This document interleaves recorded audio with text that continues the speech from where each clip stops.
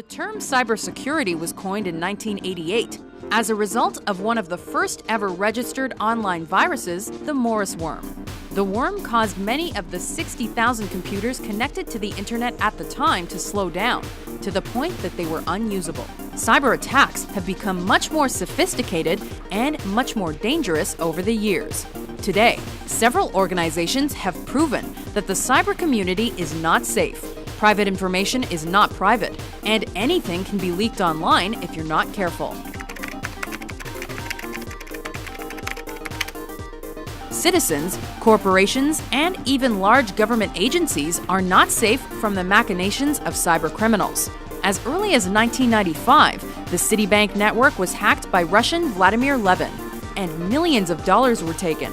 Famously, in 2011, the website of technology security company HB Gary Federal was hacked, exposing over 71,000 confidential emails. Another example of the power some hackers wield was the shutdown of the CIA's main website on June 15, 2011 by the group LulzSec.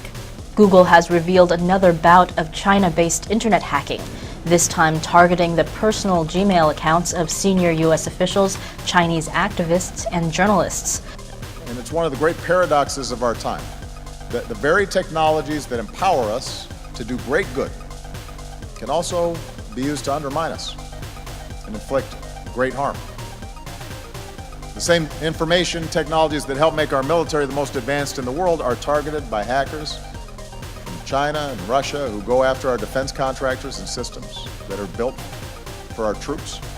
The same social media we use in government to advocate for democracy and human rights around the world can also be used by terrorists to spread hateful ideologies.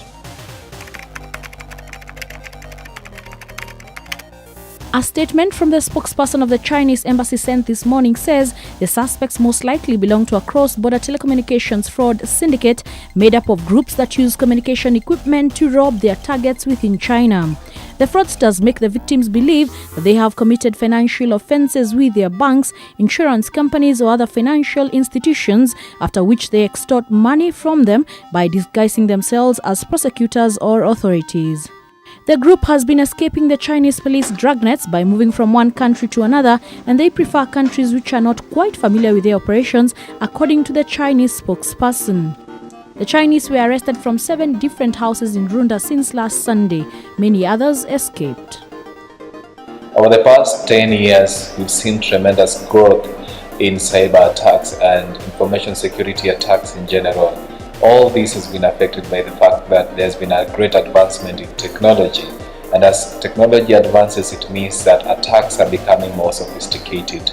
We have not been performing so well in terms of securing our digital platform. And there's a number of cases that have also been reported in this country. In 2012, more than 100 Kenyan government websites were hacked by an Indonesian hacker, forcing the government to form a cyber incident response team, which was launched to handle such cases.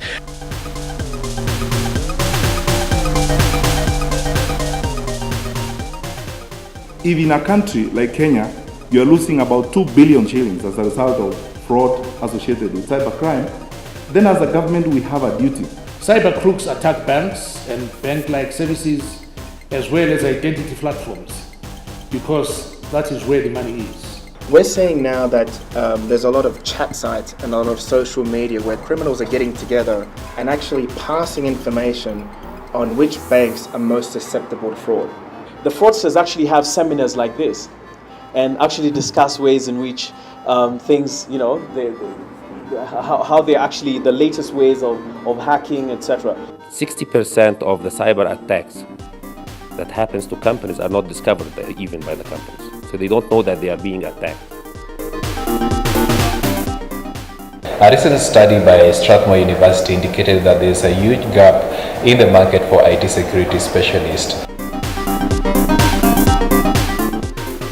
So in view of that, we put together a team from industry to develop a syllabus that will address all these issues. This syllabus has crystallized into a master's in information system security.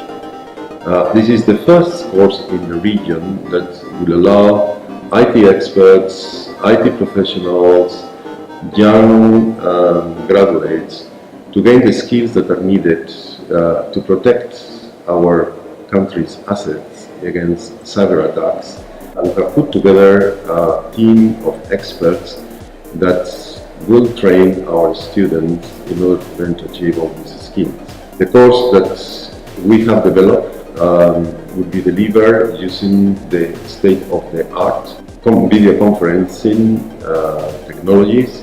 So students might not even need to come to the university because they could be able to access the classes maybe from their offices, maybe from their home, from wherever they are. It doesn't really matter too much. The same with the lecturers. We have lectures that are local lectures. We will have lectures that are international experts, and they might be conducting their classes from wherever they are in the world.